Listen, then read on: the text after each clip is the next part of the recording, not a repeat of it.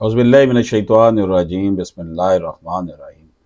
नाज़रीन किराम, पोता और पोती का जो कानून वरासत कुरान पाक के हवाले से है और जो सुप्रीम कोर्ट के फैसला जात की रोशनी में हम आपको बताएंगे।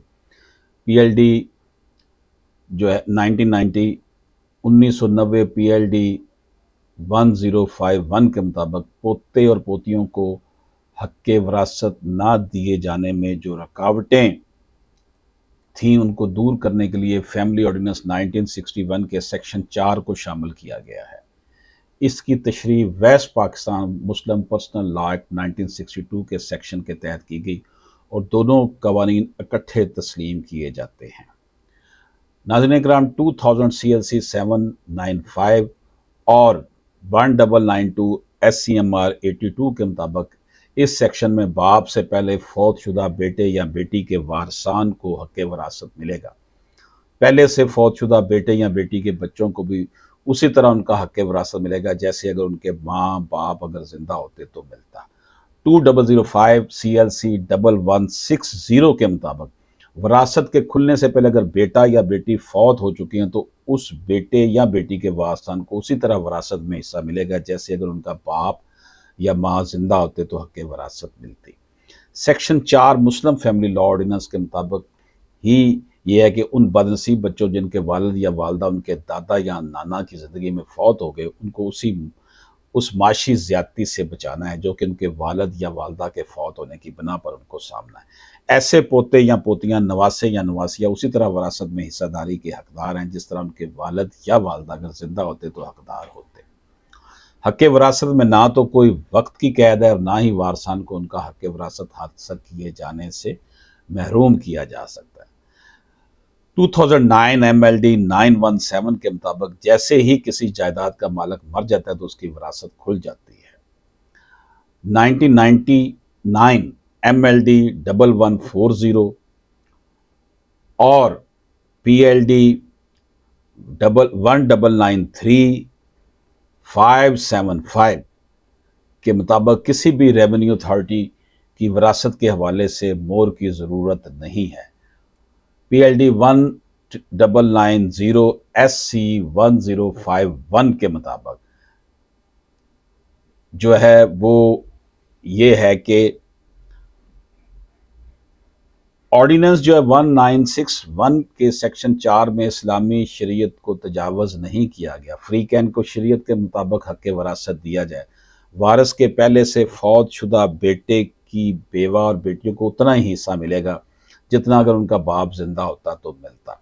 सेक्शन 4 के मुताबिक फौत शुदा बेटे के वारसन को इतना ही हिस्सा दादा की विरासत में मिलेगा जैसा अगर उनका बाप जिंदा होता तो मिलता।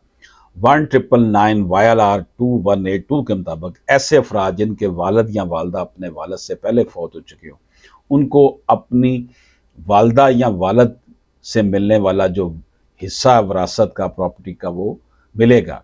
इसी तरह नाज़रीन इकराम 1999 CLC 1216 के मुताबिक उनको सिर्फ वही मिलेगा जो इनका हिस्सा मिलता है।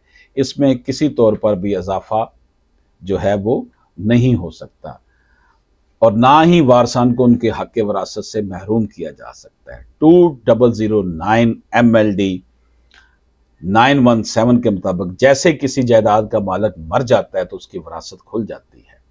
1999 MLD 1140 और PLD 1993 LAH 575 के मुताबिक किसी भी रेवेन्यू अथॉरिटी की विरासत के हवाले से किसी तरह की तस्दीक की ज़रूरत नहीं है।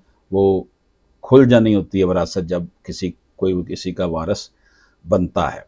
नाज़रीन इकराम, हमारे यहाँ ये बात बिल्कुल, अगर कोई मुसलमान किसी गैर मुल्क में फौत हो जाता है और उसकी विरासत अपने मुल्क में तो उसके वारसान को वो हक मिलेगा जो उस मुल्क में कानून है, पाकिस्तान में जो कानून है। और इसी तरह अगर किसी मुसलमान की जायदाद बैरून मुल्क कर वो अपने मुल्क में फौत हो गया, इसके वारसान को जायदाद मिलेगी। पाकिस्तानी अदालतें वरासत के हवाले से मुस्लिम पर्सनल लॉ के हवाले से फैसला फरमाएं। जो मैंने आपको बताया कि बाप फौत हो जाता तो पोते पोती को वरासत मिलेगी, जो बाप का हिस्सा मिलता है वो उनकी औलाद को मिलेगा।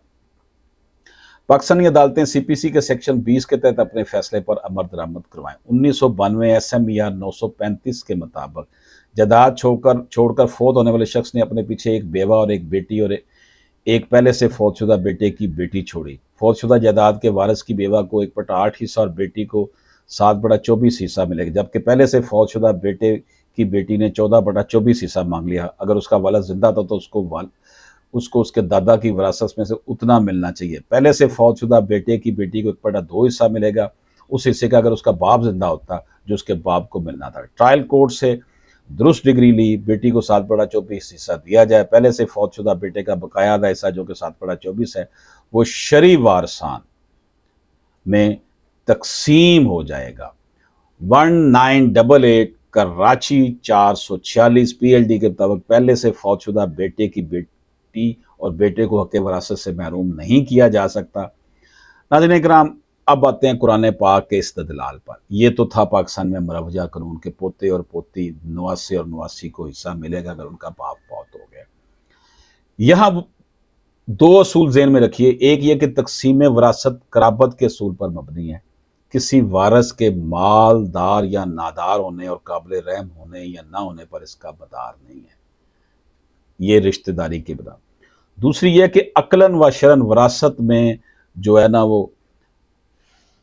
कुर्बत का असूल जो है वो जारी होता है, यानी कि इसमें असूल क्या है, कुर्बत का असूल है, जिसका मतलब जो है वो यही है कि जो शख्स मैयत के साथ करीब तर हो, रिश्ता रखता हो, उसके मौजूद होते हुए दूर की कराबत वाला वारस का हकदार नहीं होता। ये यानी कि जो करीब है उसको हिस्सा मिलेगा, जो करीब नहीं है उसको वरासत में से हिस्सा नहीं मिलेगा। तो नाज़रीन इकराम, इन दोनों असूलों को सामने रखकर गौर कीजिए कि एक शख्स के अगर 4 बेटे हैं और हर बेटे के 4 लड़के हों तो उसकी जायदाद लड़कों पर तकसीम होती है, पोतों को नहीं दी जाती। इस मसले पर शायद किसी को भी इख्तलाफ नहीं होगा। इससे मालूम हुआ कि बेटों की मौजूदगी में पोते वारस नहीं होते। अब फर्ज कीजिए इन 4 लड़कों में से एक का इंतकाल वालिद की ज़िंदगी में हो जाता है, पीछे इसकी औलाद रह जाती है, इसकी और वो दादा की उसकी जो है औलाद की वही हैसियत रखती है जो दूसरे 3 बेटों की औलाद की। जब दूसरे बेटों की औलाद अपने दादा की वारस नहीं, क्योंकि इनसे करीब तर वारस यानी लड़के मौजूद है, तो मरहूम बेटे की औलाद भी वारस नहीं होगी। अगर ये कहा जाए कि अगर चौथा लड़का अपने बाप की वफात के वक्त जिंदा रहता तो उसका चौथाई हिस्सा मिलता, अब वही हिस्सा इसके बेटों को दिलाया जाए, तो ये इसलिए गलत है कि सूरत में इस लड़के को जो बाप की ज़िंदगी में फौत हुआ, बाप के मरने से पहले वारस बना दिया गया। हालांकि अकलन व शरन किसी कानून में मौरस के मरने से पहले वरासत जारी नहीं होती। अलगर्ज अगर इन पोतों को जिनका बाप फौत हो चुका है पोता होने की वजह से दादा की वरासत दिलाई जाती है, तो ये इस वजह से गलत है कि पोता इस वक्त वारस होता जबकि मैयत का बेटा मौजूद ना हो, ना तमाम पोतों को वरासत, वरना तमाम पोतों को वरासत मिलनी चाहिए। अगर ये कहा जाए कि बेचारे यतीम पोते पोतियां रहम के मुस्तहिक हैं, इनको दादा की जायदाद से ज़रूर हिस्सा मिलना चाहिए, तो ये जज्बाती बात है। अव्वल तो इसलिए गलत है कि तकसीम वरासत में ये देखा ही नहीं जाता कि कौन काबिल रहम है और कौन नहीं, बल्कि कराबत को देखा जाता है। वरना किसी अमीर कबीर आदमी की मौत पर इसके खाते पीते बेटे वारस ना होते, बल्कि इसके जो मफलूक हाल तंग दस पड़ोसी के यतीम बच्चे को वरासत मिला करती कि वही काबिल रहम है। अलावाज़ी अगर किसी के यतीम पोते काबिल रहम है तो शरीयत ने इसकी इजाज़त दी है कि वो 1/3 माल की वसीयत उनकी, यानी कि दादा अपने पोते जो बेटा उसका फौत हो गया उसकी औलाद में 1/3 हिस्से की अपनी प्रॉपर्टी का 1/3 हिस्सा आप वसीयत कर सकते हैं, इससे ज़ायद नहीं कर सकते, तो वो उसको देख। ये कुरानिक अंदाज में जो बहस है वो मैं अब आपको कर रहा हूँ।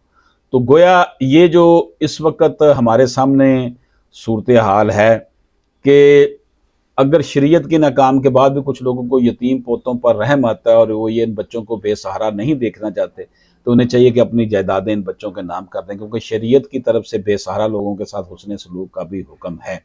और इससे ये भी अंदाज़ा हो जाएगा कि बेसहारा बच्चों पर लोगों को कितना तरस आता है।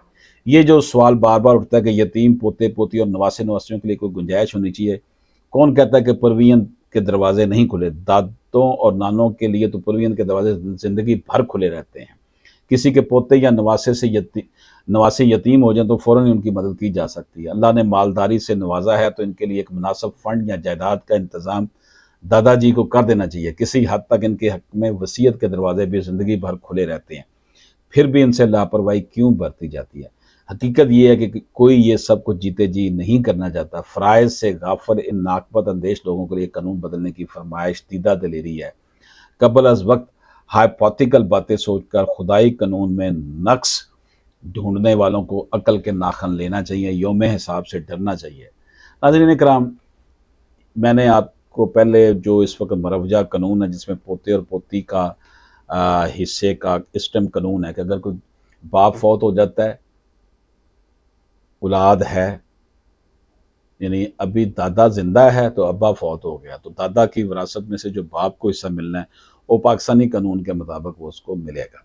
میں نے یہ جو باتیں آپ کے سامنے کی ہیں یہ عدالتی فیصلے اور سیکشن 4 فیملی آرڈیننس اور قرآنی حکام کا ذکر کیا ہے۔ اب یہ علماء، اسکالرز، دین کی سوجھ بوجھ رکھنے والے افراد پر منحصر ہے کہ وہ اس بابت کیا کہتے ہیں۔ کیا اس حوالے سے کوئی اجتہاد کے ذریعے سے راہ نکالی جا سکتی ہے یا نہیں؟ میں نے تو بطور طالب علم جو پاکستان کا قانون ہے کہ پوتے اور پوتی کو وراثت ملے گی، نواسے اور نواسی کو وراثت ملے گی، آپ کے سامنے پیش کر دیا۔ قرآن کا استدلال یہ ہے کہ جب ایک بندہ زندہ ہے، اس کی وراثت کھلی نہیں ہے، تو اس کو ان کی وراثت میں سے حصہ کیسے مل سکتا ہے؟ بہرحال اللہ تعالیٰ ہر طرح کی کمی بیشی سے معاف فرمائے۔ ناظرین کرام، اس دنیا میں ہم بہت تھوڑے عرصے کے لیے آئے ہیں، بہت جلد ہم نے اپنے رب کے حضور پیش ہو جانا ہے۔ اس لیے ہمیں اللہ پاک کا یہ ارشاد یاد رکھنا چاہیے کہ یتیموں کا مال نہیں کھانا چاہیے، غریبوں مسکینوں کا مال نہیں کھانا چاہیے۔ اشرف آسمی ایڈوکیٹ کو اجازت دیجیے۔ اللہ حافظ۔